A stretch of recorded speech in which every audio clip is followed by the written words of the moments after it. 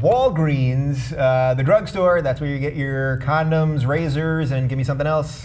Diaphragms. Diaphragms. I don't know. Why did I say that? You can't get those at Walgreens. You can't get diaphragms. No, you have to have a fitting. You got to go to a gynecologist. I have no idea why that even came to me. Mm-hmm. Oh, all right. Well, Bryn, give me something. Your condoms, Halloween candy. Halloween candy, razors, not your diaphragms. Costumes. Do not go. And occasionally Cheez-Its if you want to spend $18. Yeah, Cheez-Its. Yeah, all right, all that good stuff. It's a drugstore. I think you know that, right? Robert Reich wrote a piece in the Huffington Post talking about all these corporations that are moving their corporate headquarters all over the place. And Walgreens is among them.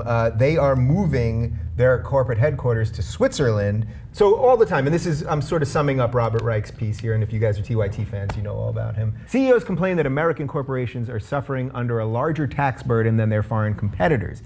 The official corporate tax rate here is 39.1%, which is the highest. But the effective rate, what corporations actually pay after deductions, is far lower. In 2010, corporations headquartered in the US paid a federal tax rate of 13% on their worldwide income. So quickly, a little bit more info about Walgreens. They're the largest drugstore in the United States. They have 8,700 drugstores spread across the nation. And yeah, they're about to move to Switzerland. We've got some more info. So if they were to become a Swiss corporation, they will do just as much business in the United States. It's not going to change what they're doing here, but they're just not going to pay as much in US taxes. The rest of us will have to make up for the difference, which will probably cost taxpayers about $4 billion over 5 years. This means more money for Walgreens investors, of course, and top executives, which is why it's large investors like those fine folks over at Goldman Sachs have been pushing for it. So we've got a little more info, but before I blather on any longer, this is just the way America is now, right? I mean, it's just simple as that. Everybody's looking for a loophole. Yeah. Everybody's looking for a loophole. I mean, we all are. I mean, from individuals on up. But what Robert, is it Reich or Reich?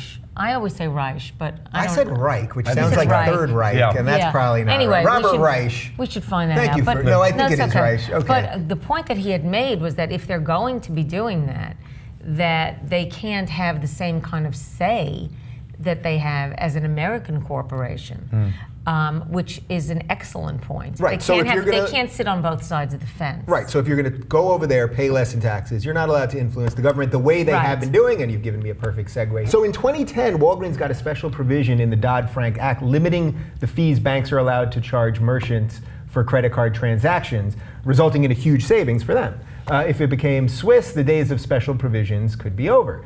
Since the 2010 election cycle, Walgreens Political Action Committee, Walgreens has a PAC, has spent almost $1 million on federal elections. If it becomes a Swiss corporation, it shouldn't be allowed to spend a penny more. Again, this is according to Robert Reich. I assume that you are agreeing with Mr. Reich in these? I just, we've been talking about patriotism and being pro-American, and to me, this is an example of where we should hold these corporations and companies and CEOs accountable for being anti-American. I mean, this doesn't sit, I hope it does not going to sit right with a lot of Americans. Certainly doesn't sit right with me.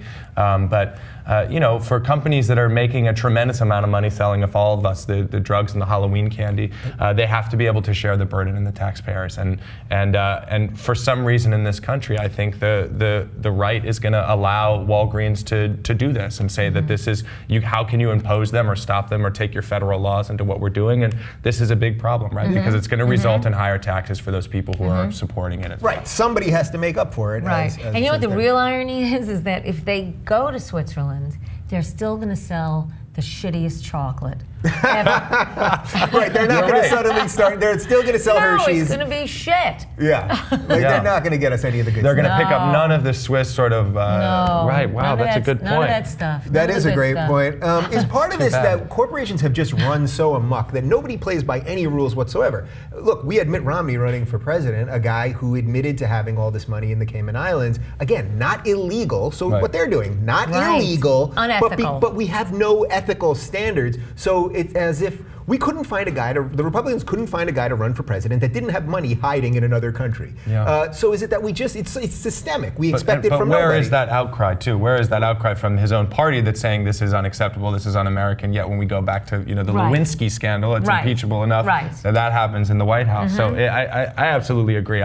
It's always baffled me that Republicans work against their best interests, and it happens all the time where they're voting against their best interests. And for people who don't want to pay that much taxes, then you should hold the companies that are making billions and billions or trillions of dollars to and pay why those. don't they? Exactly. Right. Why don't they? Because are they afraid of them in some way? Are they afraid that it's going to bite them back? I think to me it seems like it goes back to this government. Stay out of my business, stay out of my affairs. I mean, it's the same with environmental. I love regulation. the government so much. I want it out of my affairs, and I want to hide my money from it. Except when it comes to roads and schools, abortion, and where gay guys put their religious dicks. rights, those kind of things. Yeah.